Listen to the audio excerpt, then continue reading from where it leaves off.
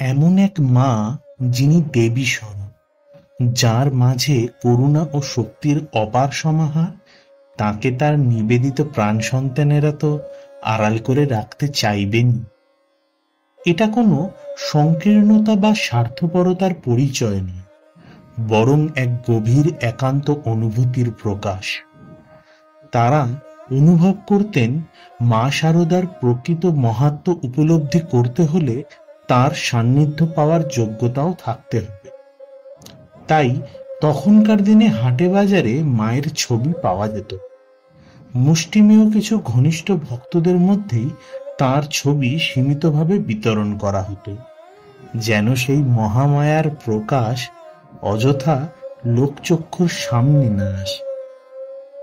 এই কারণেই যখন স্বামী বিবেকানন্দ মা শারদাকে কেন্দ্র করে স্ত্রীমঠ প্রতিষ্ঠার উদ্যোগ নিয়েছিলেন, তখন স্বামী যোগানন্দ 1897 সালে আলমোড়ায় স্বামীজির সঙ্গে থাকাকালীন আপত্তি তোলেন। তার কণ্ঠে তখন ছিল মায়ের প্রতি অসীম ভালোবাসার আকুলতা ও গভীর দায়িত্ববোধ।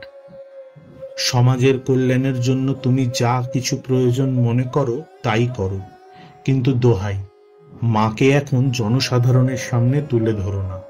ঠাকুর কি বলতেন মনে আছে তো? যখন তার প্রচার শুরু হবে তখন তার শরীর থাকবে না। একই কথা মায়ের ক্ষেত্রেও প্রযোজ্য। আমি তাই অযথা সকলকে মায়ের সঙ্গে সাক্ষাৎ করতে দিই না, অন্তত তার পাদস্পর্শ করতে দিই না। আমি চাই শুদ্ধ ভাব, আন্তরিক ভক্তেরাই তাঁর দর্শন পাক।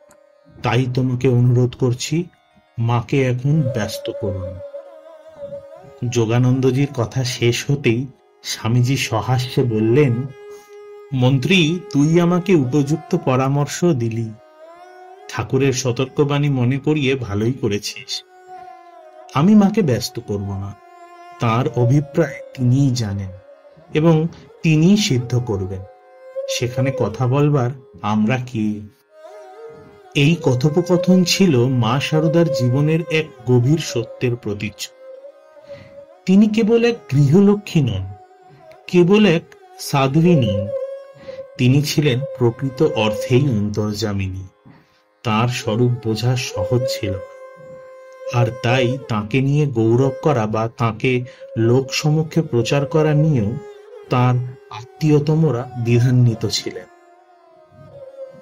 মা শারদা এক অনন্ত রহস্য, এক অপরিসীম মহিমা, লৌকিক জীবনের আবরণে অলৌকিক এক শক্তির আধার।